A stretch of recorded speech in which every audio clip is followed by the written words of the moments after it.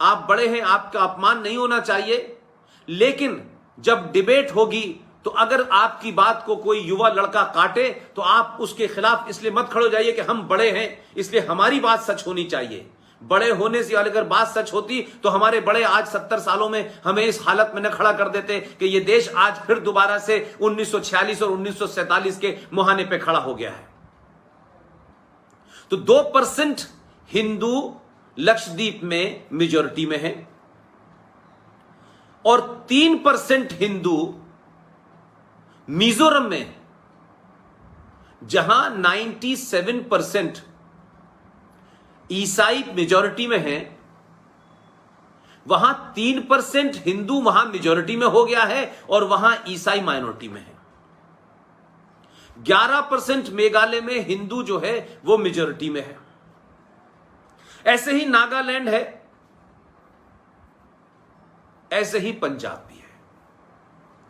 अब आप पूछिए सुप्रीम कोर्ट से कि जो सुप्रीम कोर्ट सुबह से शाम तक हजारों मुद्दों पे बोलती है, इतना बड़ा जघन्य अपराध और खामोशी, एकदम इसको कोई सुओ मोटो भी नहीं ले रहा कि भाई चलो सुओ मोटो ले लेते, बड़े सारे कामों की सुओ मोटो उनको चिंता रहती है, इसको भी लेना चाहिए था लेकिन नहीं लिया।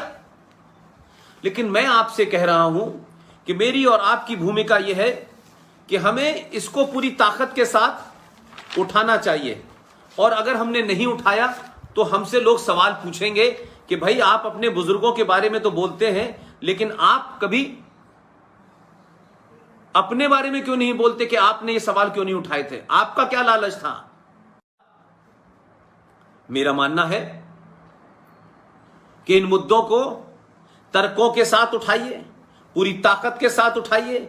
इसीलिए मैंने कहा कि आपको जब भी इन तर्कों की बात करनी हो तो आपके द्वारा राष्ट्रवादी संगठनों जो सालों से काम कर रहे हैं उन संगठनों के लिटरेचर को थोड़ी देर के लिए मान लीजिए कि इनको हमें रेफरेंस में नहीं लेना है। रेफरेंस में हमें उन्हीं किताबों को लेना है जो अपने आप को लिबरल कहते हैं, सेकुलर कहते हैं, वामपंथी कहते हैं और बड़े बड़े इंटेलेक्चुअल बनते हैं और वो कहते हैं कि किसी किताब का जिक्र बताइए जिसमें लिखा हो। तो हमें उन किताबों का उस वक्त रेफरेंस नहीं देना चाहिए जिन किताबों के बारे में लोग हमें कॉर्नर करते हैं और उन किताबों को हमें नकारते हैं। हमें उन्हीं के घर में घुस के उनकी किताब, उस दौर में लिखी हुई किताबों का जिक्र करके उनके झूठ को उजागर करना चाहिए, क्योंकि जब आप उनको झूठ से कॉर्नर करेंगे तब आप अगले 50 साल के बाद जो किताबें राष्ट्रवादियों ने लिखी हैं, अलग अलग समय पे लिखी हैं, वो भी महत्वपूर्ण हैं।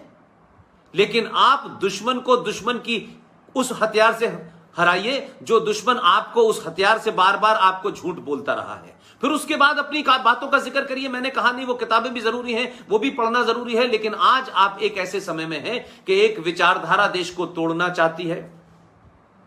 वो लोग जिन्होंने पाकिस्तान का समर्थन किया, वो वामपंथी जिन्होंने 1962 में चीनी फौजियों को खून देने की बात की, भारत का विरोध किया, नारे लगाए, जलसे किए, वो वामपंथी आज आपको जब कॉर्नर करते हैं तो आज उनके दौर में लिखी हुई किताबों का जिक्र जरूर कीजिएगा और उन्हीं किताबों से उन्हें कॉर्नर करा करिए। लिहाजा मैं मानता हूं कि कुछ कुछ किताबें हैं, जैसे एक किताब है guilty man of India's partition, ये राम मनोहर लोहिया जी ने लिखी है, इसको जरूर पढ़िएगा।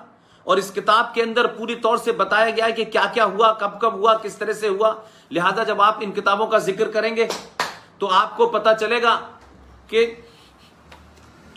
चलेगा कि किस तरीके से क्या क्या चीजों का रेफरेंस हुआ है। जैसे एक किताब है मुस्लिम पॉलिटिक्स इन सेकुलर इंडिया, ये हामिद दाहलवी साहब की किताब है, ये महाराष्ट्र के एक बड़े दानिश्वर ने लिखी है।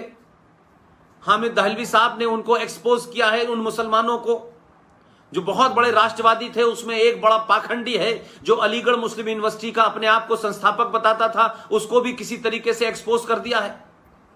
सर सैयद अहमद खान जैसे सर का खिताब अंग्रेजों ने अपनी दलाली करने के लिए दिया था, जिसने 1857 के गदर में मुसलमानों के शामिल होने का विरोध किया था।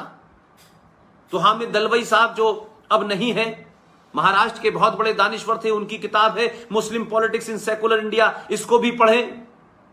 नेहरू जी के बहुत अजीज दोस्त और प्रेस क्लब ऑफ इंडिया के सबसे पुराने फाउंडर प्रेसिडेंट हिंदुस्तान टाइम्स के फॉर्मर एग्जीक्यूटिव एडिटर, 1958 में प्रेस क्लब बना, उसके पहले फाउंडर प्रेसिडेंट रहे दुर्गा दास जी। उन्होंने कांग्रेस के पूरा इतिहास लिखा है और नेहरू जी की जगह जगह पोल खोल के रख दी है। और वो नेहरू जी के बहुत क्लोज थे, लेकिन ईमानदार थे। उनके वंशज आज भी जिंदा हैं। उनकी लिखी हुई किताब है India from Curzon to Nehru and after. इस किताब को अगर आप पढ़ लेंगे तो ये वामपंथी जो बहुत जोर जोर से चिल्लाते हैं, जो जेएनयू के लोग बड़े तर्क और वितर्क करते हैं और अपने एजेंडे को सुलझाने के लिए गलत रेफरेंस देते हैं, आप उन्हीं की किताबों से उनका सामना कीजिए। इसलिए आज के युवा को, ये बहुत सारे लोग जो वैंकूवर पहुंच गए हैं, कनाडा पहुंच गए हैं और भारत में भी वो शक्तियां लगातार किसी एजेंडे के तहत इस देश को तोड़ने की मुहिम चला रही हैं। और जो आपके सनातन से निकले हुए थे, आपका एक भाई था सनातनी जिसने आपसे निकल करके आपसे दूर नहीं गया, वो सनातन की रक्षा करने के लिए उसने 5 चीजों का प्रयोग किया और उसके बाद सनातन को बचाने के लिए वो लड़ा। आज कुछ लोग उसमें से बहक गए हैं। उन्होंने रेडियो स्टेशन बाहर जाके खोल लिए हैं, बैंक खोल लिया है, करेंसी खोल ली है।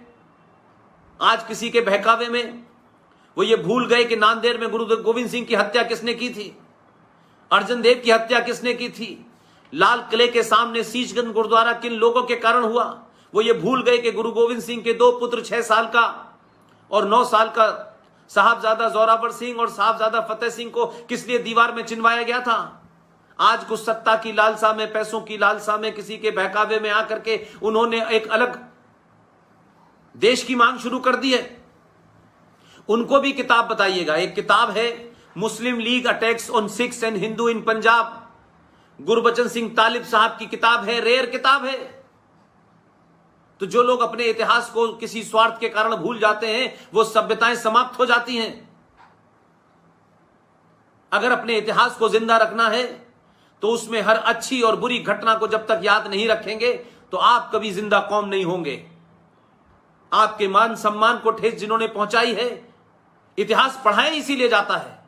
इतिहास पढ़ाने का महत्व यही है कि जो कुछ हमसे उस दौर में गलतियां हुई, किन कारणों से हुई, कौन 2 गद्दार थे, कौन लोग लालची थे, किन लोगों ने आपके बीच में रह कर आपको नुकसान पहुंचाया, किन लोगों ने चापलूसी की, किस लोगों ने षड्यंत्र किए, कौन लोग उनके जासूस थे, उन लोगों को बेनकाब करें और दोबारा जीवन में ऐसी गलती ना हो, किसी राष्ट्र की जीवन में ऐसी गलती ना हो कि ऐसे लोगों को दोबारा से आप फिर उनके साथ वही गलती करें। यह इतिहास पढ़ाने का काम होता है, लेकिन इतिहास आपको कुछ और पढ़ा दिया गया है। इसलिए इतिहास में वीर सावरकर का जिक्र नहीं आता, सुभाष चंद्र बोस का जिक्र नहीं आता, छत्रपति महाराज शिवाजी का जिक्र नहीं आता, और सरदार पटेल की मूर्ति लगाने में लोगों के पेट में दर्द होता है। और एक आधुनिक प्रधानमंत्री जो जहाज चला रहे थे, वो चलाते चलाते सरकार चलाने लगे, जिन्होंने 1984 में हमारे सनातनी भाई सिखों को बाकायदा एक सुनियोजित ऑर्गेनाइज करके उनका नरसंहार किया, उनकी हत्याएं की, और सरकार की देखरेख में दिल्ली के अंदर और पूरे देश में 10,500 सिखों की हत्याएं करने वाले प्रधानमंत्री ने भारत के राष्ट्रीय चैनल पर आकर यह कहा कि जब एक बड़ा पेड़ गिरता है तो धरती हिल जाती है। आज सवाल उनसे पूछना चाहिए। आज वो बहक गए हैं तो उनको समझाने का काम आपका है।